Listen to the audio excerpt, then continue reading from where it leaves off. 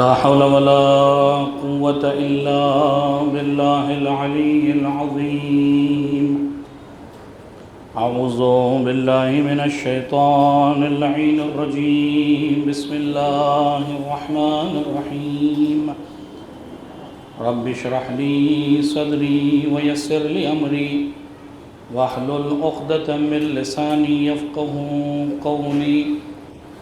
الحمد لله الذي لم يتخذ صاحبة ولا ولدا ولم يكن له شريك في الملك ولم يكن له ولي من الذل وكبره تكبيرا.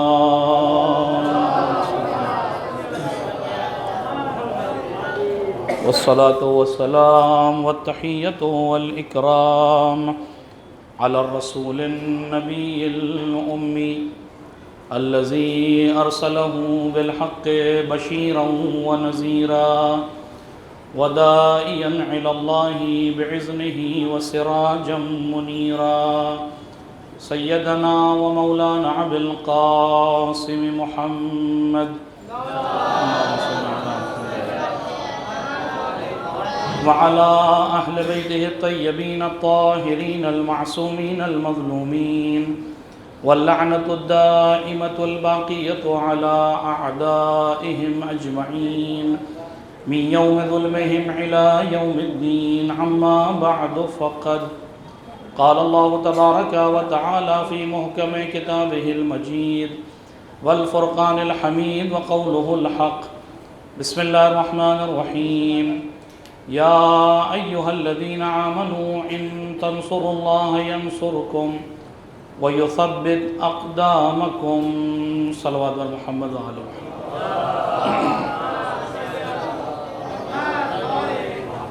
گزارش ایک مرتبہ سورہ حمد اور 3 مرتبہ سورہ توحید کی تلاوت فرما کر شہدائے رائے حق بالخصوص رہبر انقلاب شہید امت آیت اللہ العظمیٰ سید علی حسینی خامنئی رضوان اللہ تعالی علیہ کی ارواح کو ایصال فرما.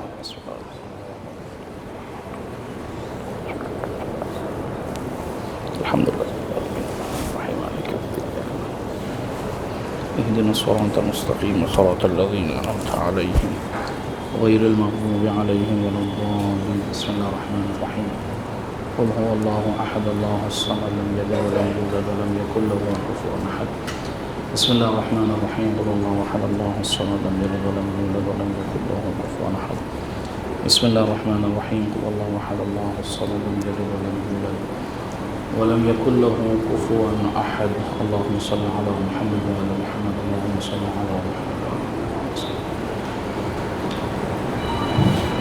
صلوات علی محمد وعلى محمد.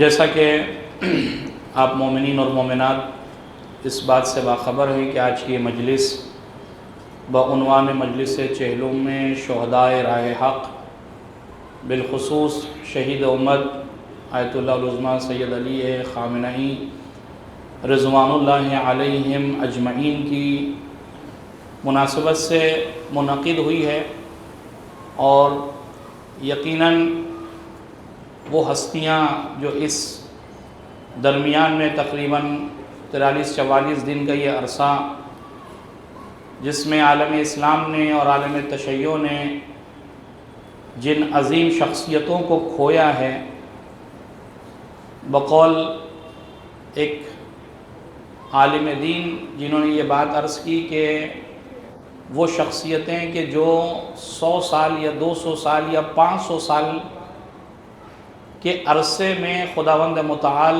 اس دنیا میں بھیجتا ہے، وہ شخصیتیں اس دنیا سے رخصت ہو گئی ہیں، کہ جو ہر زمانے اور عہد اور ایک صدی میں کچھ نہ کچھ شخصیات ہوتی ہیں کہ جو اس پوری صدی پر اپنے کردار اور اپنی شخصیت کی بنیاد پر فوقیت اور اہمیت کی حامل ہیں، اور ہمیں یہ بہرحال خوش نصیبی کہہ سکتے ہیں اس بات کو کہ ہم نے ان شخصیات کی زندگی کو اپنی زندگی میں دیکھا کہ کس طریقے سے ایک انسان قرآن مجید اور اہل بیت اطہار علیہ الصلاۃ والسلام کی سیرت پر عمل کر کر دنیا میں سرخرو بھی ہو سکتا ہے، اور نہ تنہا اپنی ذات کو بلکہ سماج اور معاشرے کے صرف اپنے مذہب اور ملت نہیں بلکہ کائنات کے ہر انسان پر مؤثر ثابت ہو سکتا ہے۔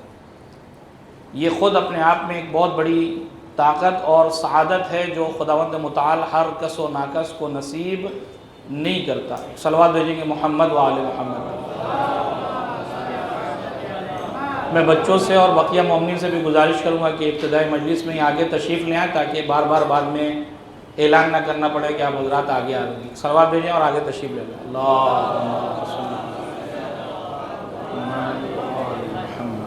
اللہم صلی علی محمد آل محمد۔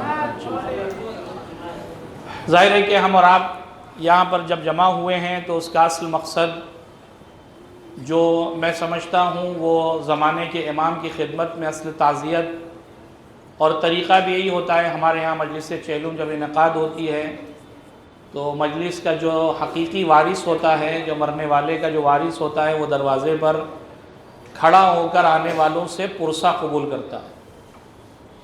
یقیناً یہ مجلس جو آج منعقد ہوئی ہے، اس مجلس کا حقیقی پرسہ دار، پرسہ قبول کرنے والی اگر کوئی ذات ہے تو وہ ذات امام عصر عجل اللہ تعالی فرجہ الشریف صلی اللہ علیہ وسلم۔ اور اس 45 اور 50 منٹ کی تقریر میں کوشش یہ ہوگی کہ آپ کی خدمت میں اس شہادت کی علل اور اسباب اور ساتھ ہی ساتھ اس شہادت سے ہم نے کیا سیکھا، ہمارے لیے، ہمارے سماج اور معاشرے میں، ہماری کمیونٹی کے لیے یہ شہادت کس حد تک عبرت کا سبب ہونا چاہیے اور ہم نے کتنا اس شہادت سے عبرت کو حاصل کیا۔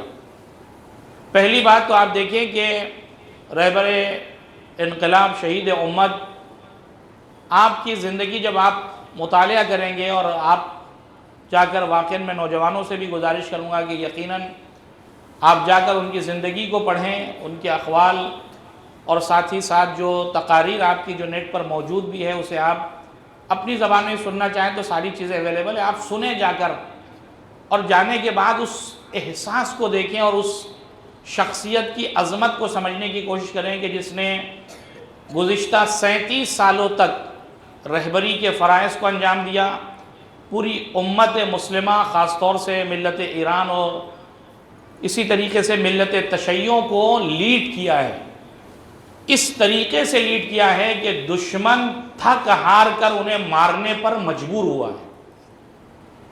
اور یہ بات میں اس لیے نہیں کہہ رہا ہوں، آپ دیکھیں کہ شہید باقر الصدر کا یہ جملہ جو میں نے ابھی آپ کی خدمت میں کوٹ کیا کہ جب آپ سے کسی نے پوچھا کہ یہ بتائیے کہ کوئی کسی کو شہید کیوں کرتا ہے، آخر کیوں کسی کو کوئی مارتا ہے، تو انہوں نے شہادت کے اس فلسفے کو بیان کرتے فرمایا کہ جب کوئی انسان جب ظالم اور جابر کسی انسان کو ختم نہیں کر پاتا ہے، یعنی اس کی فکر کو ختم نہیں کر پاتا ہے، اس کے سامنے ہر طریقے سے پسپا اور ہار جاتا ہے، تو اس کا آخری علاج جو اس کو سمجھ میں آتا ہے وہ یہ کہ اس کو راستے سے ہٹا دیا جائے، اس کو ختم کر دیا جائے۔ اور یہ اس کا گمان ہوتا ہے کہ وہ یہ سوچتا ہے کہ یہ جب انسان اس دنیا سے چلا جائے گا تو اس کے ساتھ ساتھ اس کی فکر بھی چلی جائے گی، اس کے فالوورز بھی ختم ہو جائیں گے۔ اور یہی وہ غلطی ہے جو ہر زمانے کے ظالم نے کی ہے کہ ہر دور میں اولیاء خدا کو قتل کر کر، شہید کر کر ظالموں نے یہ سوچا کہ اب ان کی افکار کو مٹا دیا گیا ہے، ان کی فکر کو ختم کر دیا ہے، ان کا کوئی ماننے والا نہیں ہے۔ لیکن تاریخ اسلام اور تاریخ تشیع اور تاریخ انسانیت گواہ ہے کہ جب جب ظالموں نے کسی کو شہید کیا ہے تو بجائے یہ کہ اس کی فکر کو دفنایا جائے، اس جیسے اور ہزاروں جیالے کھڑے ہو کر اس فکر کو آگے بڑھاتے ہوئے نظر آتے ہیں اور یہ اعلان کرتے ہوئے نظر آتے ہیں کہ کسی کو شہید کرنا اس کی فکر کو ختم کرنے کا سبب نہیں بن جاتا۔ ایک صلوات دیجئے گا محمد و آل محمد پر۔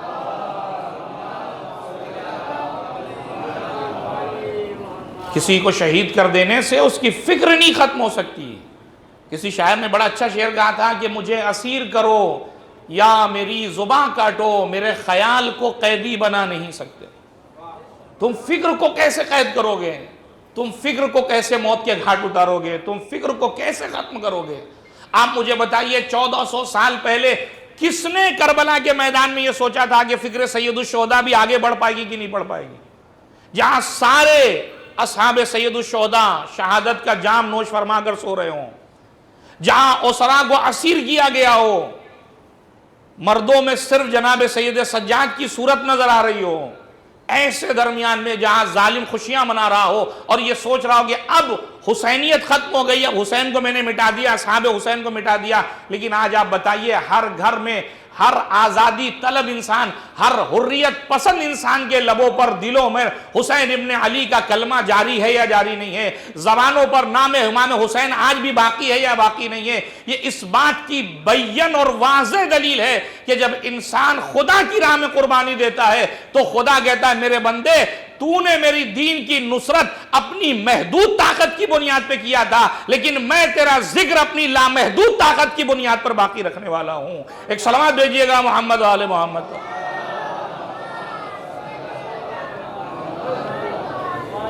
لہذا آپ دیکھیں رہبر انقلاب کے پاس کیا نہیں تھا، بہت سے میڈل آپ کے جسم پر نظر آ رہے تھے، رہبریت، مرجعیت، بصیرت، زہد و تقوی، علم و دانش، ہر اعتبار سے لیس، لیکن ایک تمغہ ایسا تھا کہ جس تمغے کے فراق میں مستقل دعائیں کیا کرتے تھے۔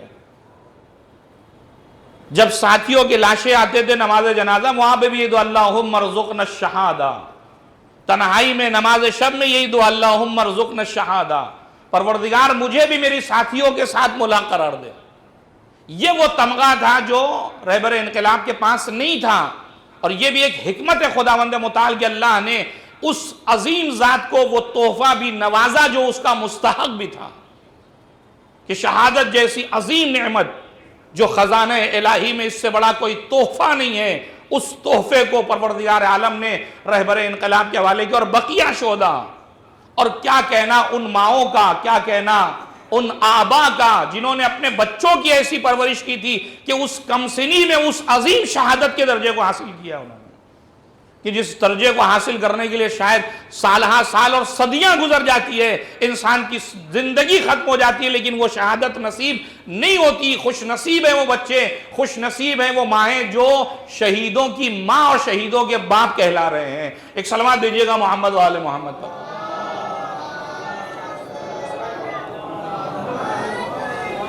لہذا یہ ایک عظیم مرحلہ ہے کہ جس مرحلے کو رہبر انقلاب نے طے کیا، اور بقیہ شہداء نے کیسی کیسی شخصیتیں ایک ایک کر کے ستاروں کی طرح ڈوب گئے۔ ہائے کیا لوگ میرے حلقہ احباب میں تھے، تاریخ تشیع کے وہ عظیم ستارے جنہوں نے تشیع کی سرفرازی کے لیے، اسلام کی سرفرازی کے لیے ہر اعتبار سے اپنے آپ کو آمادہ رکھا، ہر اعتبار سے اپنے آپ کو تیار رکھا، اور پروردگار عالم نے ان کی مجاہدت، ان کی کوششوں کا یہ صلہ انہیں عطا کیا کہ شہادت جیسی عظیم نعمت سے انہیں سرفراز فرمایا۔ ایک صلوات بھیجیں گے محمد و آل محمد پر۔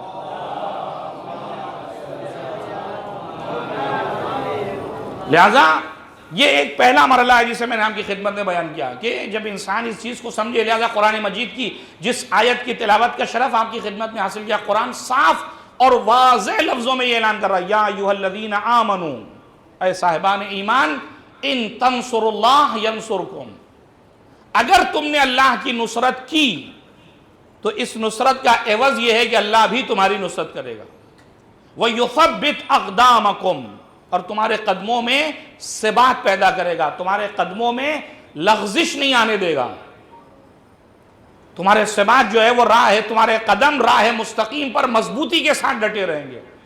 آپ دیکھیں اگر اس آیت کی تفسیر کرنا ہو تو ظاہر ہے کہ صدر اسلام میں جائیں کہ یہ آیت کب اور کس لیے نازل ہوئی، لیکن آپ موجودہ حالات کو اگر دیکھیں تو یہ آیت کی تفسیر ہر انسان کے لیے واضح ہے، ہر انسان کے لیے یہ آیت بالکل مفہوم، اور جیسے اس آیت اسی زمانے کے لیے نازل ہوئی ہے کہ جہاں قرآن اعلان کر رہا ہے کہ اگر تم نے اللہ کی نصرت کی، اللہ کی نصرت کی کیا مطلب؟ یعنی دین خدا کی حفاظت کی، فکر تشیع کو باقی رکھا، فکر اسلام کو باقی رکھنے میں تم نے اگر اپنی جان کا نذرانہ خدا کی بارگاہ میں دیا ہے، یا کوئی چیز بھی تم نے نصرت اسلام کے خاطر دیے، تو اس کے عوض میں خداوند متعال تمہاری بھی نصرت کرے گا، تمہارے قدموں کو پائے ثبات جو ہے وہ لغزش نہیں آنے دے گا۔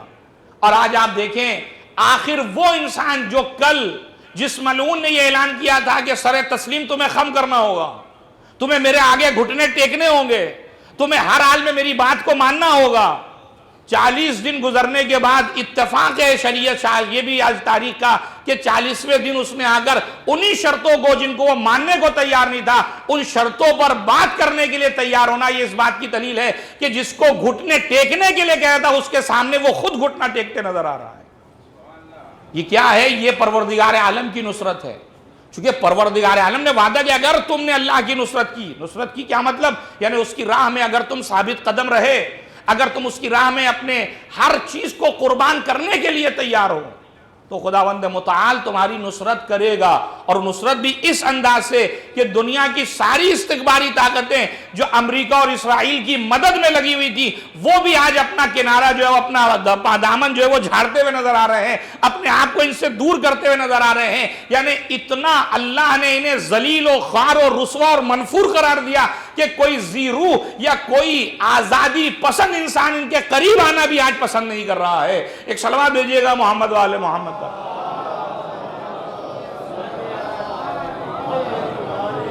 لہذا شہادت ایک عظیم مرحلہ ہے، یہی وجہ ہے کہ میں نے شہید باقر الصدر کی جو بات آپ کی خدمت میں نقل کی، اور انہوں نے باقاعدہ جملہ کہا ہے، آپ دیکھیں شہید باقر الصدر خود اپنے آپ میں ایک عظیم مرحلہ ہے، فی الحال میں اس پہ گفتگو نہیں کرنا چاہتا کہ آپ کو شہید باقر الصدر کو، آپ صرف اس عنوان سے میں یہ بات عرض کر رہا ہوں کہ بچے اور خاص طور سے نوجوان اس بات پر توجہ دیں کہ جب زمام حکومت، جب حکومت کا نظام ایک مرجع کے ہاتھ میں ہو، ایک عالم باعمل کے ہاتھ میں ہو، تو اس نظام میں جو لوگ ہوتے ہیں، اس نظام میں جہاں لوگ پروان چڑھتے ہیں وہ پروان اس انداز سے چڑھتے ہیں کہ وہ حسینی انداز سے پروان چڑھتے ہیں۔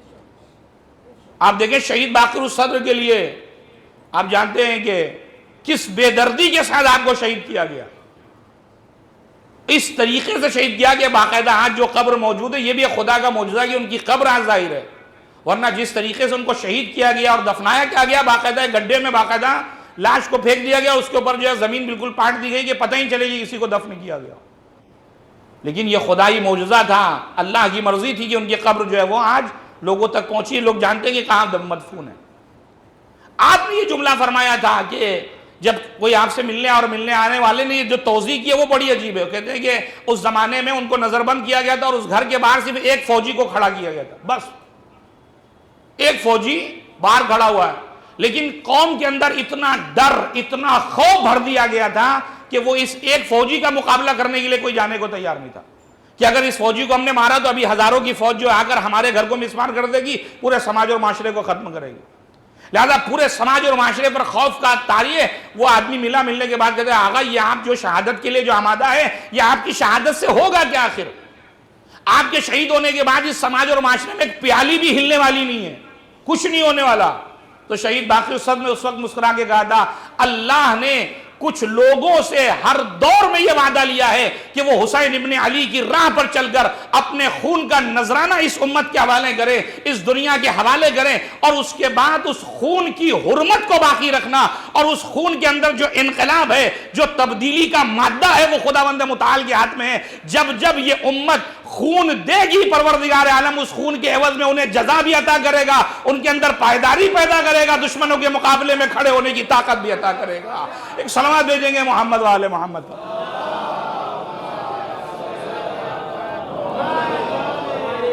آپ دیکھیں کہ جس نظام کو رہبر انقلاب نے اپنی کردار اور سیرت اہل بیت اطہار علیہ السلام اور قرآن کی روشنی میں ڈھال کر گزارا اور اس امت کو پروان چڑھایا، آج آپ کو پتا ہے 2 کروڑ لوگ، 20 ملین افراد آج بھی وہ نام لکھا کر بیٹھے ہیں کہ ہم خود جا کر لڑنا چاہتے ہیں، ہمارا ہم نام لکھیا۔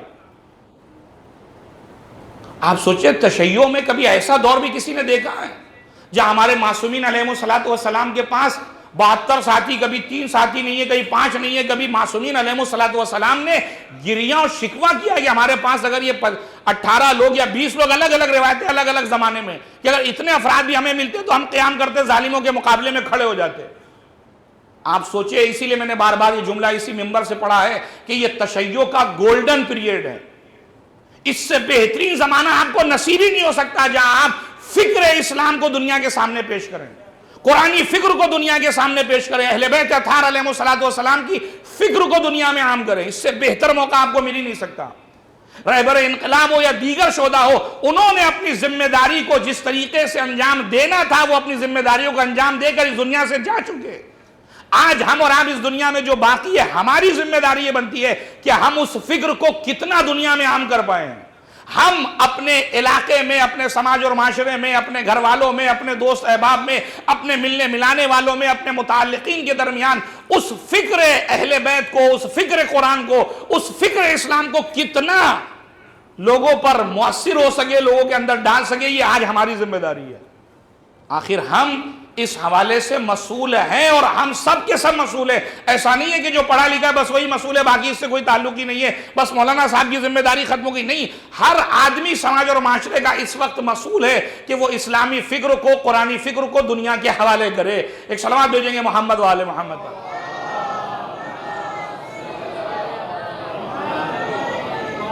لہذا یہ بہت اہم مرحلہ ہے. یہ دو مرحلے کہ جہاں رہبر انقلاب نے جو ذمہ داری ادا کی ہے، اور اس ذمہ داری میں آپ دیکھیں کہ آج 2 کروڑ کا مجمع صرف نام اس لیے لکھا رہا ہے تاکہ ہمیں جو ہے وہ جنگ میں شریک ہونا ہے.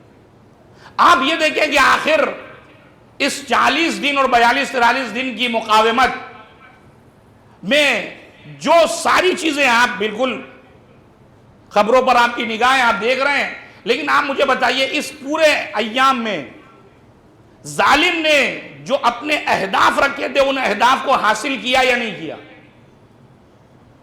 آپ دیکھیں امام حسین کی شہادت اور اصحاب امام حسین علیہ السلام کی شہادت کو آپ اٹھا کر دیکھیں. اس سے پہلے لوگوں کے درمیان یہ افکار تھے اور یہ بات کہی جاتی تھی کہ ظالم وہ کوئی بھی ہو، اگر کسی نے کسی کا سر کاٹ دیا تو اس کو فاتح شمار کیا جاتا تھا. جو مقتول ہوتا تھا لوگ اسے جو ہے وہ مفتوح، یعنی جس کے اوپر فتح نصیب ہوئی ہے، جس کو جو ہے وہ ہارا ہوا سمجھا جاتا تھا. لیکن امام حسین علیہ السلام اور اصحاب امام حسین علیہ السلام نے اپنی شہادت کے بعد دنیا کی فکر کو بدلا ہے. امام نے کہا یہ ضروری نہیں ہے کہ جس کا گلا کٹا ہے وہ ہارا ہو.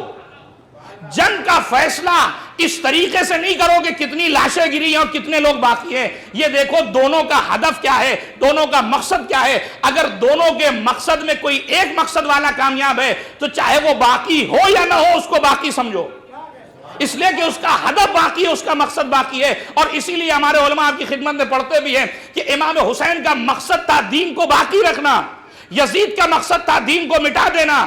اگر قتل سید الشہداء کے بعد دین باقی ہے تو امام حسین جانے کے بعد بھی دین باقی ہے، امام حسین جیتے ہیں.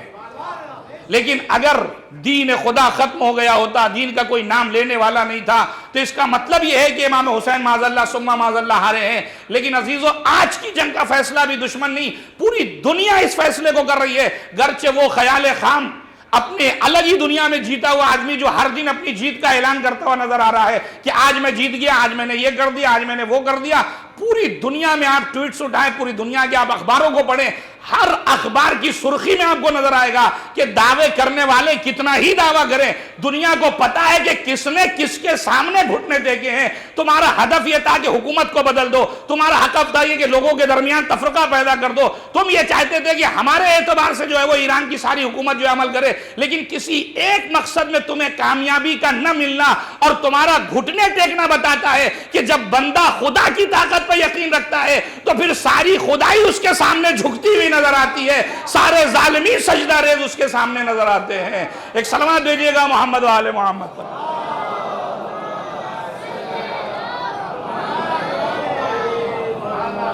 لہذا یہ بہت اہم مرحلہ ہے کہ اہداف کس نے اپنے ہدف کو حاصل کیا. آپ بتائیے اس 250 سالہ امریکہ کی زندگی میں کیا کبھی ایسا دور انہوں نے دیکھا بھی تھا کہ اتنی ذلت؟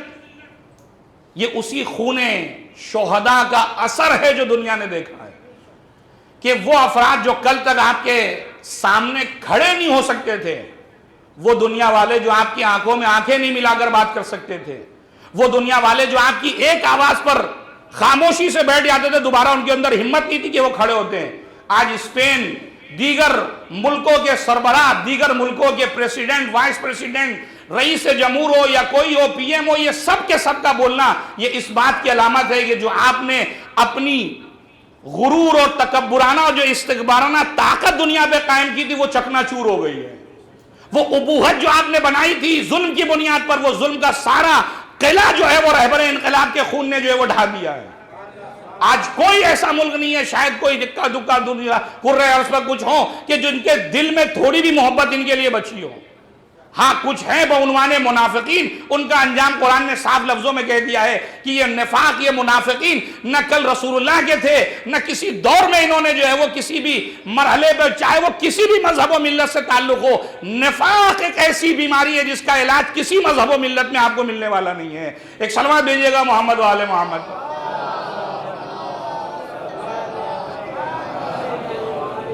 لہذا یہ بہت اہم مرحلہ ہے کہ دشمن کے کیا اہداف تھے، ایران کے اپنے کیا اہداف تھے.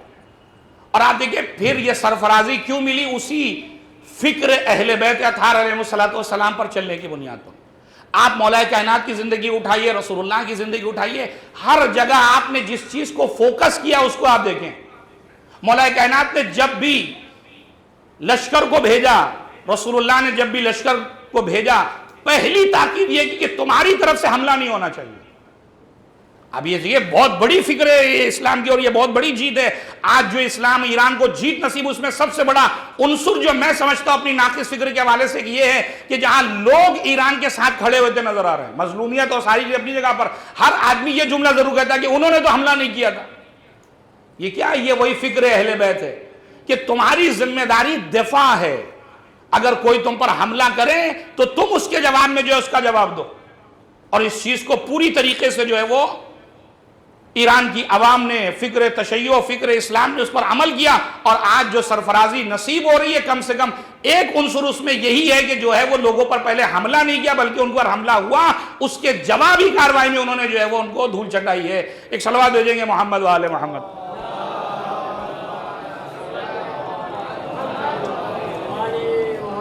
دوسرا مرحلہ جو اہم ترین مرحلہ ہے وہ یہ کہ آخر ہم اس جو پورا معرکہ پیش آیا، اور ابھی بھی وہ سلسلہ آپ جانتے ہیں، اخبار آپ کی نگاہوں میں، مذاکرات ابھی شام تک جو گفتگو اسی بات پر ٹکی ہوئی تھی کہ بہرحال جب تک جو ہے وہ لبنان میں معاملات سلجھ نہیں جاتے ہیں اور جو پیسہ وغیرہ جو سارا جو سیز کیا گیا اس کو جو ہے وہ آپ چھوڑتے رہیے، اس وقت تک بات کرنا بیکار ہے. تقریباً گفتگو چل رہی ہے. لیکن میں نے پرسوں کی تقریر میں یہاں پر عرض کیا تھا کہ رہبر انقلاب نے بار بار اپنی تقاریر میں یہ بات کی ہے، قرآن کی آیات کی روشنی میں، سیرت معصومین علیہ السلام کی روشنی میں، کہ کبھی بھی ان ظالموں سے خیر کی امید کرنا ایک عبث مرحلہ ہے.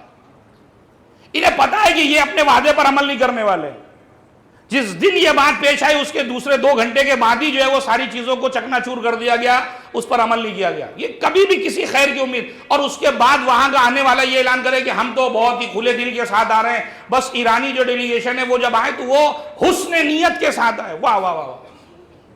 وہ افراد کے جو خون سے شرابور ہو، جن کے ایک ایک جسم کا ایک ایک حصہ بچوں کے خون سے آلودہ ہو، وہ یہ بات کر رہے ہیں کہ ہمیں حسن نیت درکار ہے کہ اگر ایرانی ڈیلیگیشن جو آ رہا ہے اس کے اندر حسن نیت پائی گئی تو مراحل جو ہے بہت اچھے سے طے ہو جائیں گے. لیکن آپ دیکھیں واقعی یہ وہ افراد ہیں کہ جنہیں ہمارے چوری کے 2 باب میں ایک چور ہوتا ہے، ایک ڈاکہ ڈالتا ہے. تو یہ ظلم کے اندر یہ ڈاکو ہیں اس طریقے سے کہ علنی طور سے گناہ کرنے کے بعد اتنے بے شرم ہیں کہ ان کے کسی چہرے اور کسی لفظ میں بے شرمی کا آپ کو اظہار ہی نہیں ہوگا. اس قدر بے حیا ہیں کہ کہیں پر ان کے ہاں شرم نام کی کوئی چیز ہی آپ کو نہیں پائی جائے گی. ایک صلوات بھیجیے گا محمد و آل محمد.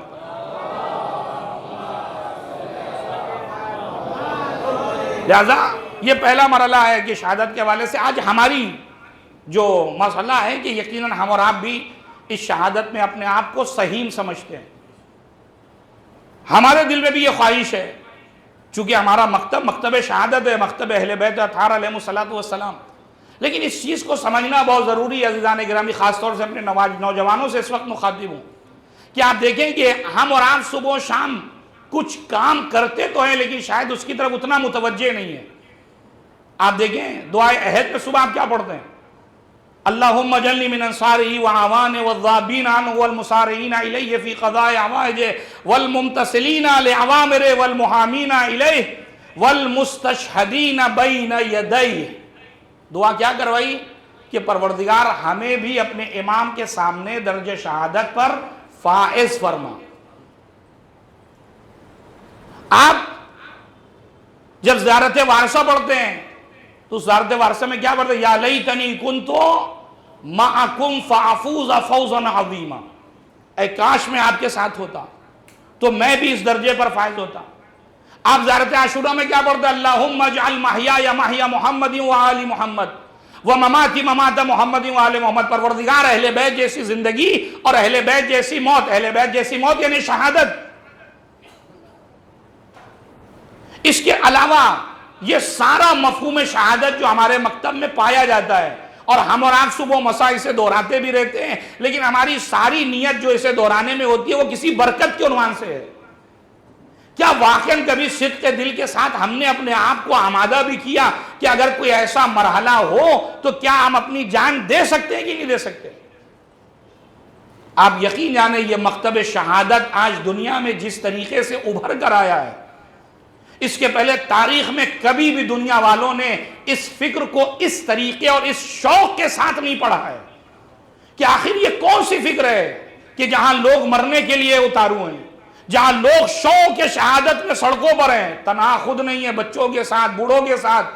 ظالم نے کہا ہم اس پل کو گرائیں گے تو اس پل پر ہیومن چین بنا کر لوگ کھڑے ہیں۔ کہاں کس قوم میں آپ کو یہ جذبہ نظر آئے گا؟ یہ سارا جذبہ آیا کہاں سے؟ پھر وہی بات پلٹ کر جائے گی، یہ سارا جذبہ اسی فکر اہل بیت کے ذریعے سے، فکر کربلا ہے، فکر امیر المومنین ہے۔ اسی لیے میں نے کسی تقریر میں یہ بات کی تھی کہ ایران سے دشمنی نہ نیوکلیئر کا مسئلہ ہے، یہ سارے مسائل بات کے ہیں، سارا مسئلہ جو دشمن کو ہے وہ علی ولی اللہ سے ہے، اس فکر غدیر سے ہے کہ اگر یہ فکر دنیا میں باقی رہ گئی تو پھر ثقیفائی فکر کو مٹ جانا ہوگا، ظالم کی فکر کو ختم ہونا ہی ہوگا۔ جہاں اہل بیت اطہار علیہ السلام دنیا کو یہ فکر دے رہے ہیں کہ ظالم کے مقابلے میں کھڑے ہو جاؤ، مظلوم کے ساتھی بن جاؤ، تو ظاہر ہے کہ ہر زور کا ظالم اسی فکر سے گھبرا رہا ہے کہ جو فکر سید الشہداء نے پیش کی ہے کہ اگر یہ فکر رہی تو پھر ہماری ساہوکاری نہیں چل پائے گی، ہمارا استکبار کام نہیں کرے گا، ہمارا ظلم کام نہیں کرے گا، لہٰذا پہلے اس فکر کے ماننے والوں کو ختم کرو۔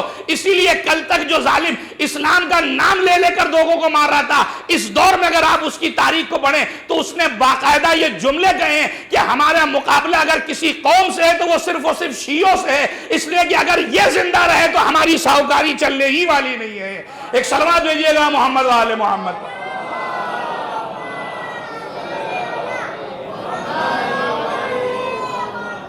لیکن سوال یہ ہے کہ کیا یہ فکر صرف شیعوں کے یہاں ہے؟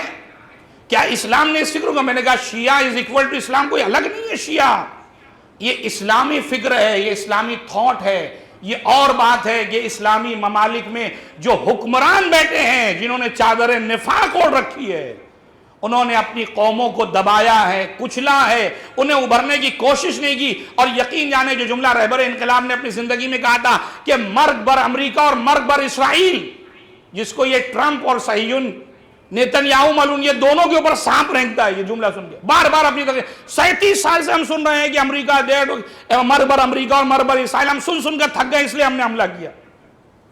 اس کا مطلب یہ ہے کہ یہ شعار، یہ نعرہ، اس کا مطلب یہ ہے کہ ظالم کو ستا رہا ہے۔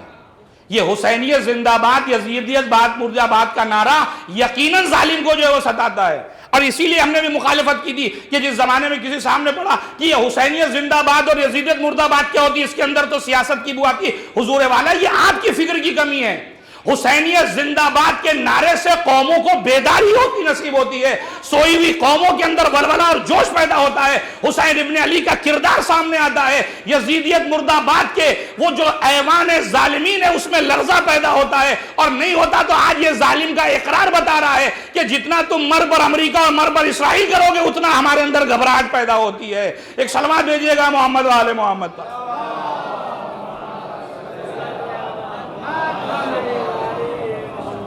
لہٰذا یہ بہت اہم مرحلہ ہے کہ شہادت طلبی جو ہمارے مکتب کی پہچان ہے، لیکن میں نے کہا حکمرانوں نے اسے کچلا ہے، اپنے مفاد کے خاطر اسلامی فکر کو دبا دیا ہے۔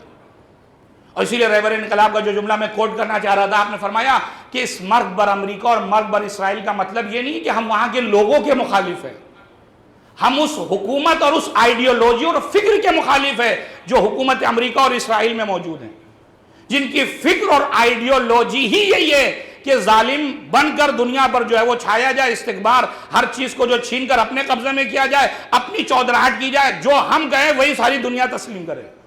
رہبر انقلاب نے کہا مر بر امریکہ اور مر بر اسرائیل کا مطلب یہ ہے، یہ ہے اس کا مطلب کہ تم اس دنیا میں کہ جسے خداوند متعال نے سب کے لیے برابر قرار دیا۔ یہ کیسے ہو سکتا ہے کہ کوئی ملک صرف کسی بنیاد پر جو ہے وہ دوسروں کے اوپر قبضہ کر لے؟ اور یہی میں نے کہا کہ جہاں فکر شہادت ہو اور جہاں فکر شہادت نہ ہو، یا یہ کہوں کہ فکر سید الشہداء ہو جہاں فکر سید الشہداء ختم ہوتی نظر آئے۔ آج آپ دیکھیں اگر کسی عام انسان سے بات کرے تو کہے گا کہ حریت پسند ملک کون سے افراد، کس کو مثال کے طور پر؟ ایک زمانہ تھا لوگ مثالیں دیتے تھے وینزویلا کی، خود وینزویلا کی قوم کوئی معمولی قوم نہیں ہے، آپ اس کی تاریخ کو پڑھیے کہ کس طریقے سے مجاہدت کی ہے، لیکن آپ دیکھیں اس قوم کے اندر ایسا انہیں بنا دیا گیا ہے کہ ٹھیک ہے جذبہ ضرور ہے، لیکن پرائم منسٹر کو، پریسیڈنٹ کو اٹھا کر اتنی آسانی سے لے کر چلے گئے، اتنے مہینے گزر گئے، آج تک کیا کیا قوم نے؟ ہوا کچھ؟ جوش ہے، ولولہ ہے، لیکن وہ فکر شہادت نہیں موجود ہے جس کی بنیاد پر وہ چیز ابھر کر سامنے نہیں آ رہی ہے۔ لیکن آپ ایران میں دیکھیں، ابھی رہبر انقلاب کو شہید کیا اور آج 42 یا 43 دن ہے، لوگ التماس کر رہے ہیں کہ اپنے گھروں کو جاؤ، لیکن وہ گھروں کو جانے کو تیار نہیں ہے۔ بچہ، بوڑھا، ہر انسان کھڑا ہوا ہے کہ ہم شہید ہونے کے لیے تیار ہیں، اس لیے کہ اسے پتا ہے کہ شہادت موت کا نام نہیں ہے، شہادت در حقیقت ایک ابدی زندگی ہے جو خدا کی طرف سے ہرگز و ناقص کو نصیب نہیں ہوتی۔ ایک صلوات بھیجیے گا محمد و آل محمد۔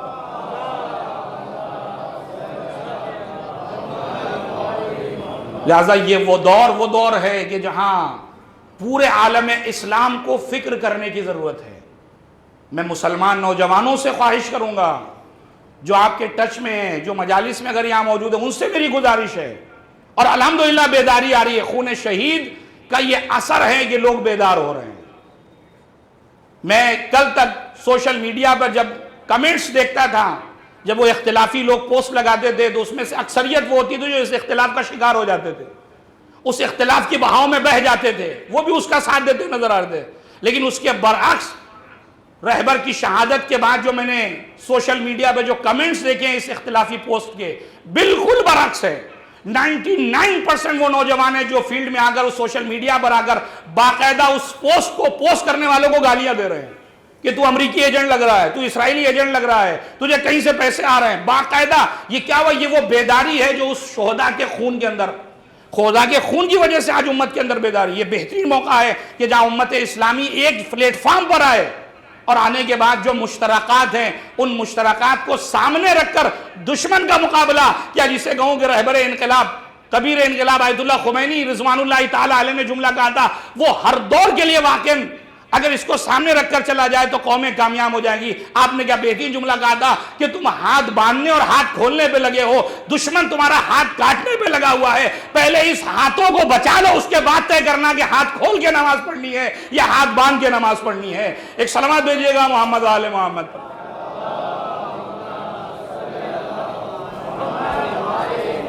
لہذا یہ بہت اہم ذمہ داری ہے، اور یہ آخری مرحلے میں مجلس کے میں یہ بات عرض کرنا چاہ رہا ہوں کہ آپ دیکھیں کہ اس شہادت کے بعد ہماری ذمہ داری کیا ہے۔ شہداء نے اپنا کام کیا، ملت ایران اپنا کام کر رہی ہے، ملت لبنان اپنا کام کر رہے ہیں، ہر آدمی اپنی ذمہ داریوں کو ادا کر رہا ہے۔ ہم اور آپ اس ذمہ داری کو کس حد تک نبھا پا رہے ہیں، یہ ایک بہت اہم مسئلہ ہے جو اس مجلس کا اصل مال ہے، جسے ہمیں سمجھنے کی ضرورت ہے، ہمارے قوم کے نوجوانوں کو سمجھنے کی ضرورت ہے، ہمیں اور آپ پر اس پر مل بیٹھ کر سوچنے اور اس پر عمل کرنے کی ضرورت ہے کہ آج ہماری قوم کی ریکوائرمنٹس کیا ہیں، ضرورتیں کیا ہیں۔ آپ دیکھیں آج ایران کو اللہ نے جو سرفرازی عطا کی، لبنان کو سرفرازی عطا کی، یہ مقاومت، یہ ساری چیزیں پائی جاتی ہیں، اس کے پیچھے ہے کیا؟ صرف ایک عقیدہ ہے بس، یا اس کے پیچھے کام بھی کیا انہوں نے؟ یقیناً صرف عقیدہ نہیں بلکہ اس عقیدے کے ساتھ عمل بھی ہے۔ پچھلے 37 سالوں میں جتنے سینکشن لگائے گئے سب کچھ کیا گیا، اور رہبر انقلاب نے بار بار اپنی تقاریر میں جملہ کہا کہ پروردگار عالم کا شکر ہے کہ یہ جو سینکشن ہے وہ بھی ہمارے لیے نعمت کا سبب بنے ہیں، یہ نعمت ہے پروردگار عالم کی جانب سے، وَإِلَّا اگر یہ نعمتیں نہ ہوتی، یہ سینکشن نہ ہوتے تو شاید اس فیلڈ میں ہمارے نوجوان آگے ہی نہ بڑھتے۔ لیکن یہ سینکشن ہے کہ جس کی بنیاد پر پروردگار عالم نے ہمارے نوجوانوں کو یہ توفیق دی، اور نوجوانوں نے توفیق اور اس ہمت اور اس طاقت کو کہ جو پروردگار عالم نے ان کے وجود میں رکھا تھا، اس طاقت کو، اس صلاحیت کو، اس ہنر کو انہوں نے دین کی خدمت کے لیے لگایا، ظالموں کی نیند اڑانے کے لیے لگایا۔ یہ وہ عظیم مرحلہ ہے جس پر کام کرنے کی ضرورت ہے۔ بار بار دشمن نے پورے امت اسلامی کو یہ سمجھانے کی کوشش کی رہبر کی زبان میں کہ شما نمی توانید، تم کچھ بھی نہیں کر سکتے، تمہارے بس کی بات نہیں، حتیٰ کہ تمہارے ملک کی حفاظت بھی اگر کروانی ہے تو ہم آ کر تمہارے ملک کی حفاظت کریں گے، ہم تمہارے ملک میں بیسز بنائیں گے، ہم تمہارے ملک میں جو ہے تمہاری حفاظتی سلسلے کو اور سارا سسٹم ہمارے اختیار میں ہوگا۔ اور یہی وجہ ہے کہ جس خدا نے، جس قرآن نے تمہیں خدا کی ذات پر بھروسہ کرنا سکھایا تھا، جب اس امت اسلامی نے خدا کو چھوڑ کر، خدا کی طاقت کو چھوڑ کر ان ظالموں اور ان مکاروں کی ذات پر بھروسہ کیا تو انہیں خود نظر آ گیا، اور یہ بھی اللہ کی مصلحت تھی کہ جنہوں نے اتنے سالوں سے یہ کہہ کر ٹیکس لوٹا، یہ کہہ کر تمہاری جیبوں سے پیسہ لوٹا کہ جب تم پر حملہ ہوگا تو ہم تمہاری حفاظت کے لیے کھڑے ہیں، لیکن آج اللہ نے انہیں سامنے دکھا دیا کہ جنہوں نے حفاظت کا وعدہ کیا تھا، جب موقع پڑا تو وہ خود دم دبا کر بھاگتے ہوئے نظر آ رہے ہیں۔ ایک صلوات بھیجیے گا محمد و آل محمد پر۔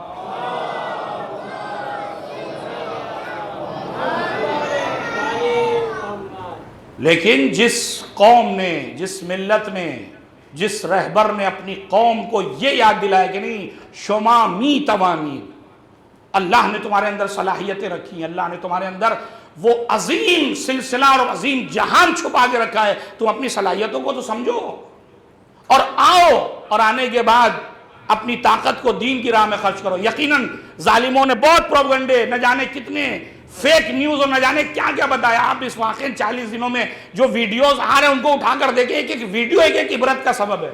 کتنے ایرانی نوجوان، بچے، بچیاں، لڑکے، لڑکیاں جو باقاعدہ آ کر اس بات کو اشک بار ہو کر کہہ رہے ہیں کہ ہمیں نہیں پتا تھا کہ ہم نے کس عظیم انسان کو کھویا ہے، ہم نے ظالموں کی تبلیغات میں، ان کے جو پروپیگنڈے تھے اس میں آ کر جو ہم نے رہبر کو نہ جانے کیا کیا کہا، کیا کیا ان کی حکمت عملی کے خلاف آوازیں اٹھائیں، نہ جانے کیا کیا کیا، لیکن آج ان کی شہادت کے بعد ہمیں سمجھ میں آیا کہ وہ کتنی عظیم شخصیت تھی جو اس دنیا سے چلی گئی۔ رو رہے ہیں باقاعدہ، حتیٰ کہ رہبر انقلاب کے دفتر کو ایک پوسٹ صادر کرنا پڑا کہ اتنے زیادہ ہمارے پاس کالز آ رہے ہیں، لوگوں کے فونز آ رہے ہیں کہ ہم نے رہبر انقلاب کے حق میں کوتاہی کی تھی، ہم معافی مانگے تو کیسے مانگے، کیا کریں کہ آخر کیا ایسا کام کریں کہ ہم اپنی حلالیت کو طلب کر سکے رہبر انقلاب سے۔ باقاعدہ ان کی پوسٹ اس دفتر نے کہا کہ رہبر انقلاب ہمیشہ اپنی دعاؤں میں تمام ملک کے اور دنیا کے تمام نوجوانوں کے لیے دعائیں کیا کرتے تھے، لہذا حلالت کی کوئی سبب نہیں، انشاءاللہ سب کو جو ہے وہ رہبر نے معاف کر دیا، کوئی سلسلہ نہیں ہے۔ دیکھیں یہ وہ چیزیں ہیں، اور کاش کہ ہمارے قوم اور ہماری قوم جو ہے وہ علماء کی قدر کریں، جب زندہ رہیں اس وقت قدر کرنا سیکھیں۔ آج مشکل سب سے بڑی ہے کہ جب قوم سے کوئی اس دنیا سے چلا جاتا ہے تب ہم اشکبار ہوتے ہیں اور بیٹھ کر اس پہ گفتگو کرتے ہیں کہ ہائے یہ ہو گیا، ہائے وہ ہو گیا۔ وہ ہونا چاہیے اپنی جگہ پر، لیکن اس کی زندگی میں علماء کی قدر کرنا یہ سب سے اہم مرحلہ ہے۔ اور میں نے کہا جب قیادت ایک عالم کے ذمہ ہو تو وہ قیادت اتنی مضبوط ہوتی ہے کہ دنیا کی مضبوط ترین طاقتیں گھٹنے ٹیکنے پر مجبور ہو جاتی ہیں۔ ایک صلوات دیجیے گا محمد و آل محمد۔ لہذا ہماری ذمہ داری کیا ہے؟ ہماری ذمہ داری یہ ہے کہ ہم جس طریقے سے ایرانی قوم نے، جس طریقے سے اہل لبنان نے، خاص طور سے حزب اللہ نے اور دیگر تنظیموں نے اپنے آپ کو مضبوط کیا، کس حوالے سے مضبوط کیا؟ اسلحوں سے، اسلحے اپنی جگہ پر ہیں، انہوں نے اپنے آپ کو علم سے لیس کیا ہے، ٹیکنالوجی سے لیس کیا ہے، ہر فیلڈ میں اپنا حصہ دیا ہے، تب جا کر وہ ملت آج اتنی عظیم ملت اور اتنی عظیم قوم بن پائی ہے۔ ہر فیلڈ میں آپ کو ملے گا کہ انہوں نے محنت کی ہے، ہر فیلڈ میں محنت کی ہے۔ آج ہم الا ماشاءاللہ ہمارے پاس اتنا بڑا پلیٹ فارم ہے، اتنے بڑے جو ہے وہ مجالس کا سلسلہ، سال میں کم سے کم 3 سے 4 مہینہ لگاتار سلسلہ ہے مجالس کا، لیکن میں اس سلسلے میں اپنے آپ کو بھی کوتاہی سمجھتا ہوں کہ ہماری بھی کوتاہی ہے کہ ان 3 سے 4 مہینوں میں ہم نے قوم کو کیا دیا، ہم نے قوم کی سطح علمی کو کتنا بلند کیا، ہم نے لوگوں کے اندر کتنی بصیرتیں پیدا کی، اور قوم نے اپنے اندر بتائی ہوئی باتوں پر کتنی بصیرت لینے کی کوشش کی، یا ہمارا سلسلہ صرف دسترخوان تک ہی محدود رہ گیا، ہم صرف دسترخوان ہی کے اسیر رہ گئے، ہم صرف پوسٹر پر یہی ڈھونڈتے رہ گئے کہ نظر مولا کا اہتمام ہے یا نہیں ہے. یہ بہت تلخ جملے ہیں، معذرت چاہتا ہوں، لیکن آپ اس مرحلے پر سوچیں بیٹھ کر کہ کیا واقعاً ہم نے اس مرحلے پہ کام کیا یا نہیں کیا ہے. کیا واقعاً ہم اس طریقے سے اپنے آپ کو آمادہ کر رہے ہیں یا نہیں کر رہے ہیں. ہمارے ملک کے جو حالات ہیں اس وقت، ان حالات کو ہمارے سامنے آیا ہم اسے دیکھ رہے ہیں بصیرت کی نگاہ سے یا نہیں دیکھ رہے ہیں، یا بس جیسے ہی کام چل رہا ہے چلاتے چلے چلو. نہیں عزیزان گرامی، یہ موقع وہ نہیں ہے کہ آپ خواب غفلت میں پڑے رہیں. ذمہ داری ہے ہر فرد کی، ہر سینٹر کی، ہر متولی کی، ہر امام جمعہ کی، ہر منبر پر آنے والے کی، کہ وہ قوم کے اندر بیداری پیدا کرے.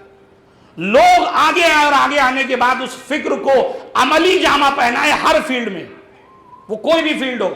اور یہ مجالس صرف مجالس کی حد تک نہ ہو، بلکہ اس کے اندر بصیرت، اس کے اندر اقتصادی مسائل، اس کے اندر اجتماعی مسائل، اس کے اندر جو مشکلات ہیں قوم کی، اس پر ڈسکس کیا جائے. جو رہبر انقلاب کی سب سے بڑی خراج عقیدت اگر ہم اور آج یہاں پر جمع ہوئے ہیں اور ان شہداء کو خراج عقیدت پیش کرنا چاہتے ہیں، تو میں سمجھتا ہوں اس سے بڑا خراج عقیدت کوئی نہیں ہو سکتا کہ جو فکر انہوں نے قرآن اور احادیث کی روشنی میں اپنی امت کے حوالے کی ہے، اپنی قوم کے حوالے کی ہے، تشیع کے حوالے کی ہے، اس فکر کو نوجوان اپنے وجود میں اتارنے کی کوشش کریں. ایک صلوات بھیجیے گا محمد و آل محمد. آخری بات، اور وہ یہ کہ آپ یہ نہ سوچیے گا کہ بعد میں کر لوں گا. یہ جو ایام چل رہے ہیں نا، یہ بہترین ایام ہے، چونکہ اس وقت آپ کا دل، آپ کا دماغ دونوں آمادہ ہیں خدمت دین کے لیے، خدمت اسلام کے لیے.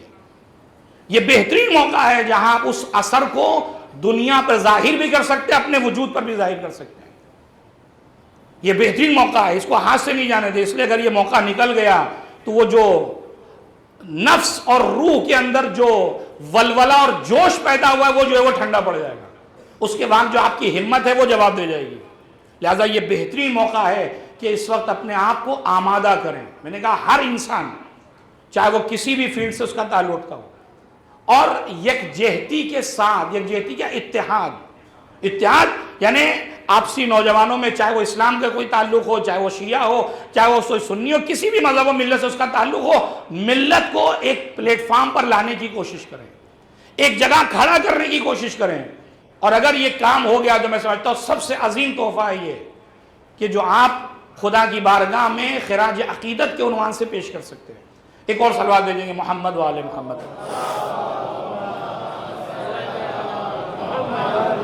بس عزیزان گرامی، یقیناً یہ باتیں جو میں نے آپ کی خدمت میں، قرآن مجید نے صاف اور واضح لفظوں میں جواب دے دیا ہے. ان تنصر اللہ ینصرکم. تمہاری طرف سے اگر قدم بڑھا تو تمہارا ایک قدم، اور اس کے بعد تم دیکھو کتنے راستے جو بند ہیں وہ ہم تمہارے لیے کھولتے ہوئے نظر آتے ہیں. اللہ کی نصرت کس طریقے سے اور کب آئے گی کسی کو نہیں پتا. ان نصر اللہ قریب، یقیناً خدا کی نصرت قریب ہے. اہل حق اور اہل باطل، کبھی بھی آپ دنیا میں اٹھا کر دیکھیں پوری شیعت کی تاریخ کو، اسلام کی تاریخ کو، انسانیت کی تاریخ کو، اتنا زیادہ حق اور باطل آپ کو واضح نظر نہیں آئے گا. ہمیشہ اہل باطل نے حق کا لبادہ اوڑھ کر لوگوں کو بہکانے کی کوشش کی، لیکن ان شہداء کی شہادت، رہبر انقلاب کی شہادت نے سب سے بڑا جو کارنامہ دنیا میں کیا ہے وہ معرکہ حق اور باطل کو بالکل واضح کر دیا دنیا کے سامنے.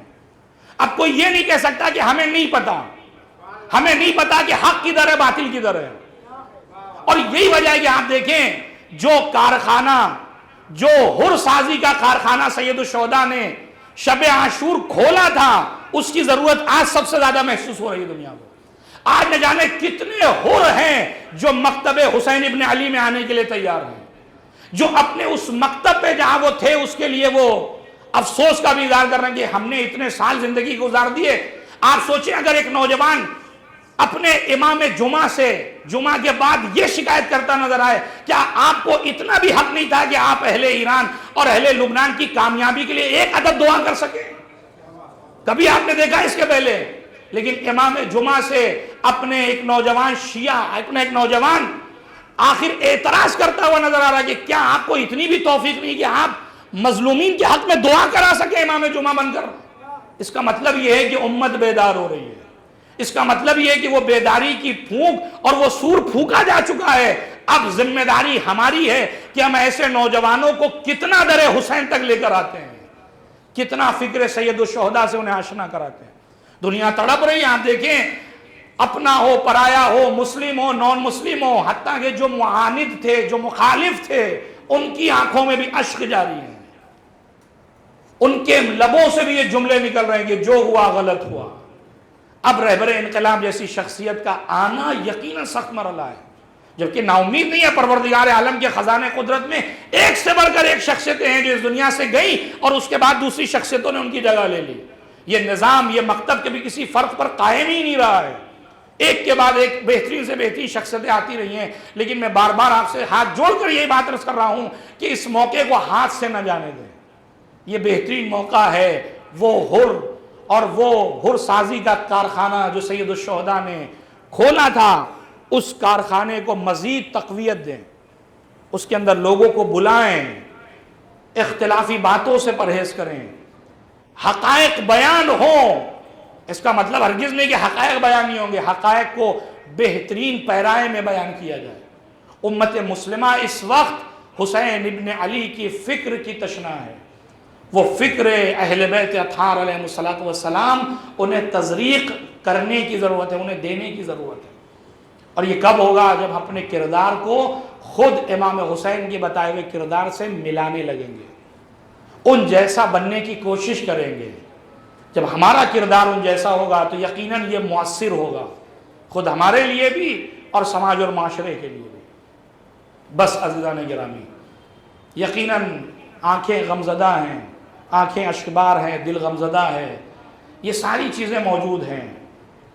آپ سوچیں کہ صرف 165 بچے میناب میں جو شہید ہوئے، اور اب تک کم سے کم 350 بچے جام شہادت نوش فرما چکے۔ آپ ذرا سوچئے کہ اگر کسی گھر میں کوئی ایک موت ہو جائے تو اس کا کیا حال ہوتا ہے۔ یقیناً ملت ایران اور ایران کے غیور قوم اور پورا عالم تشیع، بلکہ پورا عالم اسلام اور پورا عالم انسانیت اس وقت اشکبار ہے کہ ایسے مظالم آپ دیکھیں جس طریقے سے وحشیانہ حملہ لبنان پہ ہوا ہے۔ کتنے اہل بیت کے چاہنے والے، کتنے طرفدار اسلام، کتنے مسلمین، کتنوں نے جام شہادت نوش کیا۔ لیکن عزیزان گرامی، یہ ساری چیزیں، اتنا سب کچھ ہونے کے باوجود ایک جملہ کہہ کر صرف مصائب کی طرف جا رہا ہوں کہ یقیناً شہید بھی ہو رہے ہیں، راہ امام حسین کو ادامہ بھی دے رہے ہیں، لیکن یقین یہ ہے کہ جب بھی شہادت ہو رہی ہے کچھ افراد آتے ہیں، آنے کے بعد ان کی مدد بھی کر رہے ہیں، اور مدد کرنے کے بعد انہیں قبر کے حوالے بھی کیا جا رہا ہے، انہیں قبر کی تنہائی میں بھی کیا جا رہا ہے، تشییع جنازہ بھی ہو رہی ہے۔ 4 ہی افراد صحیح، لیکن کاندھا دینے کے لیے لوگ موجود ہیں۔ لیکن ہاں، جس کے نام پر یہ شہادت دی جا رہی ہے وہ حسین ابن علی کربلا کے میدان میں اتنا یکو تنہا، اتنا بے بسی کا شکار کہ جوان بیٹا موجود، لیکن باپ کے جنازے کو دیکھ کر تڑپ کر کہتا بابا۔ جناب زین الاولیاء مقام نے جب اس منظر کو دیکھا ہے، فرماتی میرے لال یقیناً تم آؤ گے، یقیناً تم اپنے باپ کو دفناؤ گے، لیکن تڑپ کے ایک جملہ جو ایک بیٹے کے دل کی حسرت تھی، تڑپ کے کہتے باپ اماں، اے پھوپھی اماں، ارے انہوں نے اپنے کشتہائے نجس کو دفن کر دیا، لیکن میرے بابا کا جنازہ کربلا کی زمین اجرکم اللہ۔ ہاں عزیزو، جناب زینب نے دلاسا تو دیا، سید سجاد آگے تو بڑھے، لیکن اب جو بہن کی نگاہ بھائی کے جنازے پہ گئی، تڑپ کے ایک مرتبہ مدینے کا رکیہ فرماتی ہے صلی علیہ ملائکۃ السماء وہذا حسین مرمل بالدماء۔ اے نانا رسول خدا، ارے آپ پر ملائکہ آسمان نے نماز پڑھی، اور یہ آپ کا نواسہ ہے جو اپنے ہی خون میں اجرکم اللہ، خدا کسی غم میں نہ رلائے۔ ہاں عزیزو، کتنا سخت مرحلہ ہے، کربلا ہے وہ جو ہر غم کا مداوا ہے۔ عزیزو، آخری مرحلہ اور آپ کی زحمت تمام۔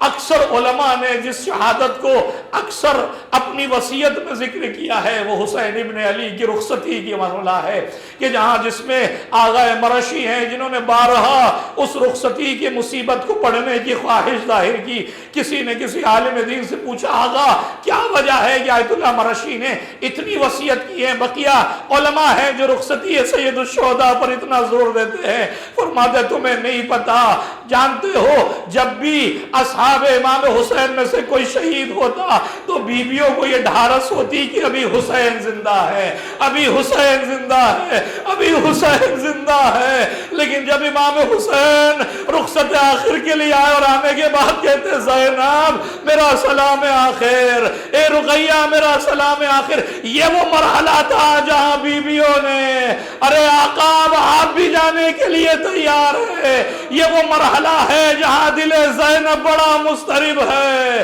حسین نے اشارے سے، حسین کے اشارے سے زینب کے دل بے قرار کو قرار آیا، اور اس کے بعد زہرا کا لاڈلا اپنی مقتل گاہ کی جانب چلا۔ وہ آخری مرحلہ کہ جب ایک مرتبہ زمین کربلا میں زلزلہ محسوس ہوا، بہن دوڑی ہوئی خیمے سے آج اس جگہ پر جسے تلِ زینبیہ کہتے، کھڑے ہو کر کیا دیکھا کہ شمر العی و صدر و جالس علی صدر، حسین ابن علی کے سینے پر شمر ملعون ایک مرتبہ تڑپ کے کہتے اما فیکم مسلم، کیا تم میں کوئی مسلمان نہیں ہے؟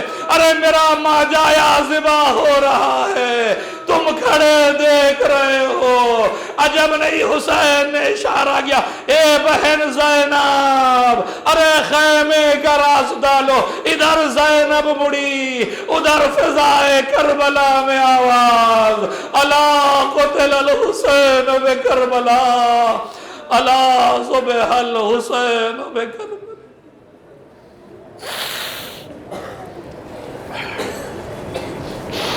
وَسَيَعْلَمُ الَّذِينَ ظَلَمُوا أَيَّ مُنْقَلِبٍ يَنْقَلِبُونَ إِنَّا لِلَّهِ وَإِنَّا إِلَيْهِ راجعون، رضاً بقضائه وتسلیما لأمره۔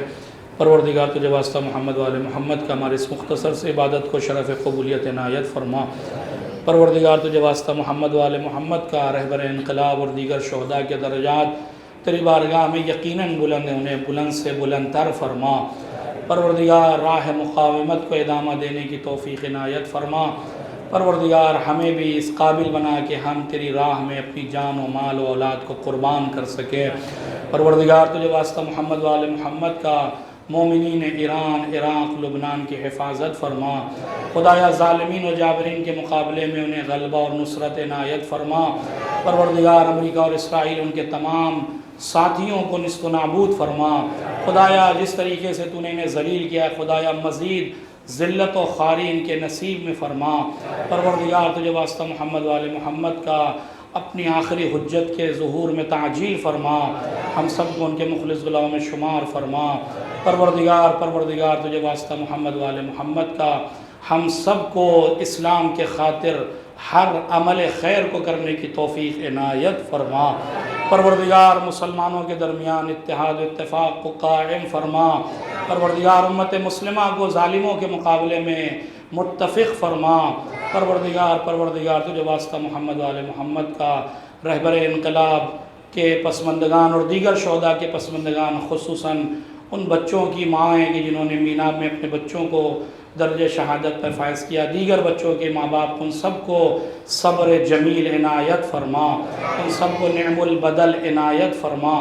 پروردگار دنیا میں زیارت سید الشہداء اور آخرت میں شفاعت سید الشہداء نصیب فرما۔ ایک مرتبہ سورہ حمد اور 3 مرتبہ سورہ توحید کی تلاوت فرما کر رہبر انقلاب اور دیگر شہداء اور ساتھ ہی ساتھ جناب عباس کھڑیوال صاحب کے فیملی کے تمام مرحومین و مرحومات کی ارواح کو حصہ